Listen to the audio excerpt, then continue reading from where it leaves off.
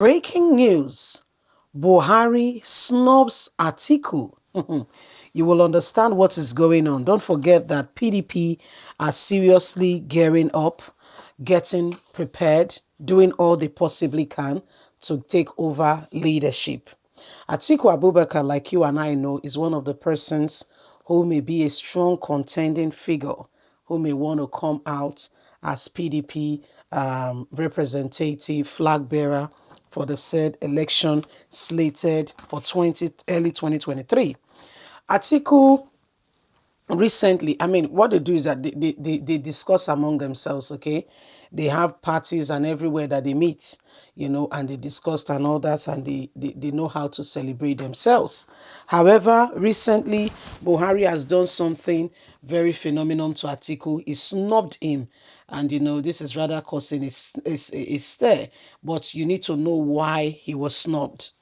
You need to know why he did this, to Atiku Abubakar, former vice president of Nigeria, why Chief Olusegun Obasanjo was the president. Please don't forget to give us a thumbs up, subscribe if this is your first time. Thank you. Former Vice President Atiku Abubakar clocks 75 years today without the usual goodwill message from President Muhammadu Buhari. It was not clear whether the presidential snub was a mere omission or deliberate. Atiku, despite the political difference between Buhari, attended the wedding of Buhari's son, Yusuf, in Kano last August when Yusuf married the emir of Kano's daughter. The last person Buhari celebrated was his chief of staff, Professor Ibrahim Gambari, who marked 77 years of age on Wednesday.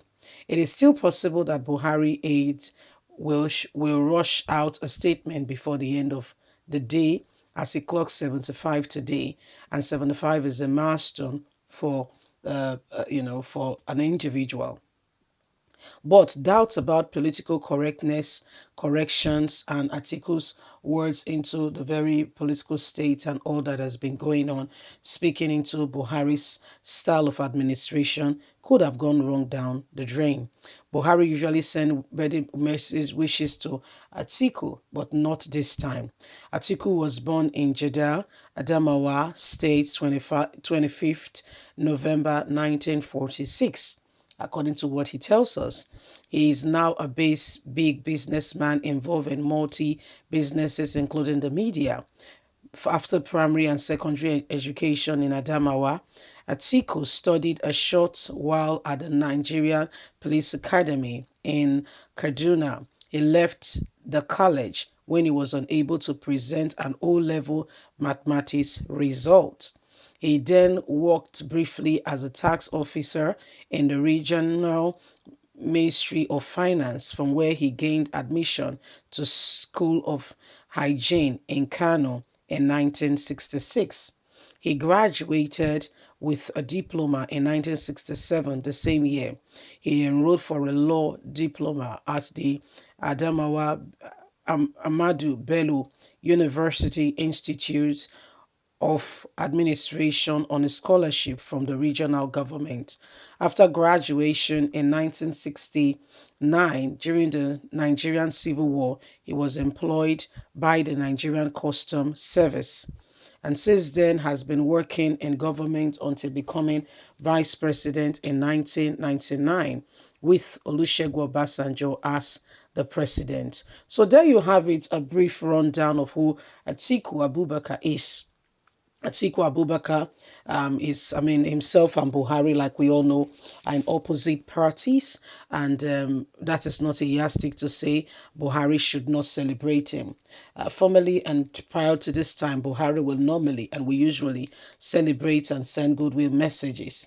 But right now, it's clear that there are differences, and the differences might not be going down very well, like thought about, or the aides that usually do this have just, for some reasons, omitted it. However, it's not really a big deal, but rather it's causing a stir. because people are not questioning and asking what is going on. And it's not like he's 73 or he's 74 or he's 76. 75 is a very significant age.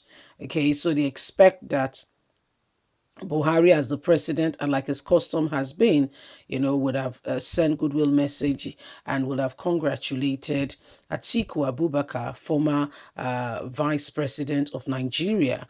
We know that between the jail, I mean, there is a bit of a bad blood there. Everybody not having, the same mindset, the same ideas on how things should go. So it is what it is. Okay, it is what it is. Olusegun Obasanjo, I mean, is not even. I mean, you don't even. That's a no-go route. Okay, and Olusegun Obasanjo and Buhari is a no-no altogether. So much so that recently we saw Femi, Buhari's aide, Femi Adesina, rain abuses on the former president of Nigeria, saying that he wants to instigate people against Buhari. But that's not the bone of contention today. Buhari not sending a goodwill message to Atiku Abubakar is rather, people are wondering what could be happening and why was the goodwill message not sent, you see. So this is what is really going on and why people are like, what's going on between the duo? What's going on between the both of them? I mean, it could possibly be nothing. It could just be Buhari's aide who are the ones who normally bring out these messages. That's your job. That's what they are paid to do. Okay, they are the ones who look out, and if you have gone on the wrong side of the line, you may not get messages. Okay, but for some they will send out, and for others they won't send out, because whether you like it or not, the aides to President Muhammadu Buhari, most of them are the people. They are the big boys and the big girls. Whether you like it or not, to a large extent they call the shots. Okay, Buhari may be the president, but these people have more say. If you see what I mean, they control and they advise Buhari, and the advice is tending towards what they think, what they want, and it is what it is. That's why when you have good counselors around you, you're a blessed person.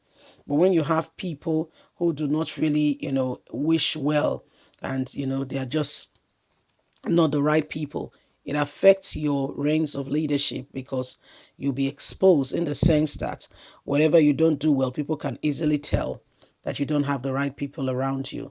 Please do not forget to give us a thumbs up, like us, share, subscribe. Please remember, you have a voice. Always speak when you need to. God bless. Bye for now.